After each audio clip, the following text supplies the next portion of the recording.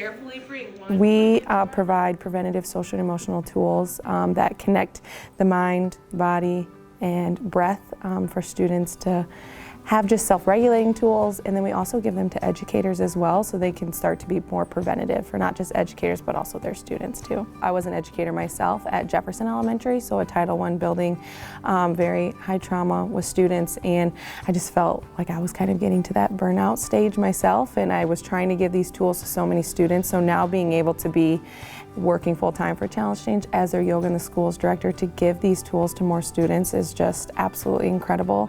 And we're seeing, I mean, we're going to be in some schools, this will be our 5th year in some schools, and that just says enough itself that these tools are working not just for students but for educators as well. Is the mudras, so the seated practice, to where they kind of just have that self-awareness piece, that self-management, to where they can take a few breaths, kind of name on how they're feeling, and then we always do a movement piece, so that's kind of where the yoga comes in. We get up and we move our bodies in a mindful way, and then we always have what's called the heart of the lesson. So that's like the objective or the I can statement. What do we want students to get out of it? It can be relationship building skills, community skills, more self-management techniques, those preventative skills. The yoga nap, the guided mindfulness practice, where students are lying on their back so they can be in their chair, and that's just kind of where they're able to just shut their eyes for a minute, listen to a guided visualization, to just kind of be present and to be mindful. And then the last part is the closer practice. So that's where we bring them up from that relaxed state of mind to the focused state of mind.